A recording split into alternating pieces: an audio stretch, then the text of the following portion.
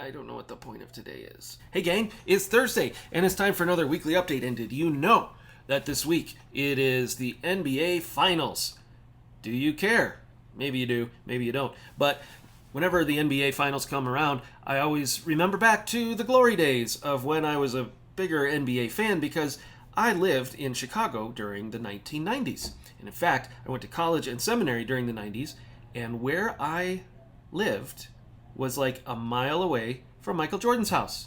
And people at the college would go there for trick-or-treating. And I have one friend who actually got his way into the house for some nefarious reason. I think he posed as a cable repairman or some stupid idea that actually he didn't actually meet Michael Jordan, but he was able to like be on the compound. Anyway, here's the thing. I got to see them, the Bulls, win all their big championships, and I was there at the right time, and I was the right age, and it was really exciting. And I also played basketball. I know. Michael Jordan and me, between the two of us, we have 6 NBA championships. And here's the thing I learned, though. Living near Michael Jordan got me a lot of credibility. I spent the summer of 1995 on a mission trip to Eastern Europe, and people would ask, "Hey, where are you from?" And I'd be like, "Well, I live in the suburbs of Chicago." And they're like, "Oh, you know Michael Jordan?" And I'd be like, "Sure.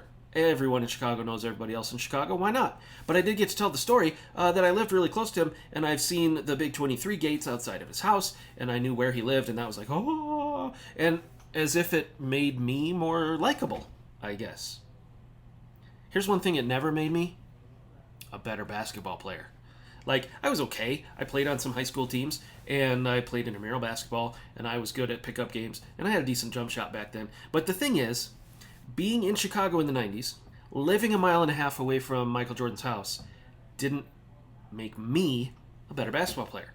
I had to put in the time. I had to be in the gym. I had to be working on my free throws, and I had to be working on my crossover move, and I had to be working on my defense, and I had to run the suicides from free throw line to midcourt, free throw line and back, and all those things. And you have to do those things if you want to get better. And I didn't always want to do those things. So I was never going to be Michael Jordan. In fact, the reason Michael Jordan was Michael Jordan is because he outworked everybody. He put in the time and worked and worked and worked and worked and worked. Now, similarly,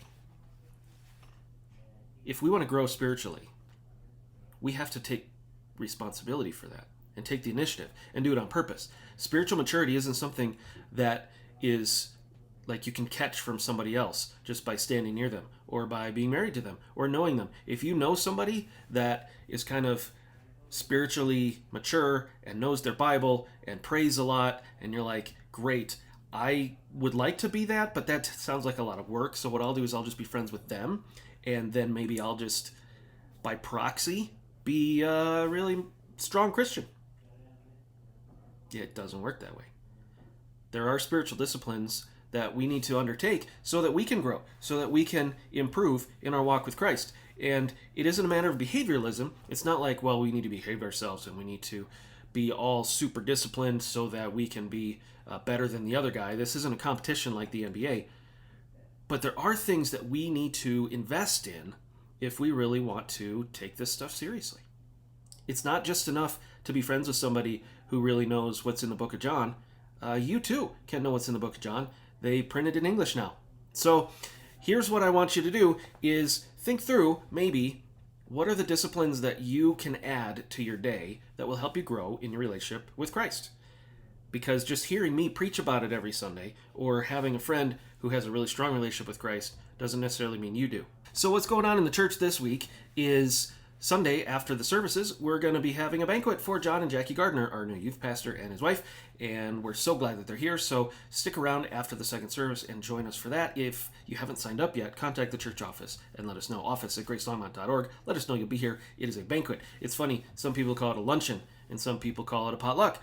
I prefer the word banquet because that sounds so fancy. What else is going on? On the third week of July, coming up here, we're having VBS. So if you have kids with friends or friends with kids and you need to sign up for that, we would love to have you. That is going to be the week from the 19th to the 23rd. We're going to have VBS going on here, and we want you all to be a part of it if you're the right age. So let us know, again, office@gracelongmont.org. We can get you signed up for that. Also, this Sunday, we're starting a new quick 4-week series on the discipleship pathway statement we have here at Grace of come, grow, serve, and go. This Sunday we're talking about come, which means if you want to hear a sermon about why you should come to church, you should totally come to church. The other big thing happening in July is my bride of 25 years and I are going to be traveling for our 25th anniversary. So you can be praying for us for safety on our trip, and we'll be back towards the end of the month, which means these Thursday videos, they're not going to happen for a couple weeks, but you can act them out at home if you're really bored. Until we get back, and until next time, I'm Jeff, and you're you, and God is God, and Michael Jordan really is the greatest basketball player of all time.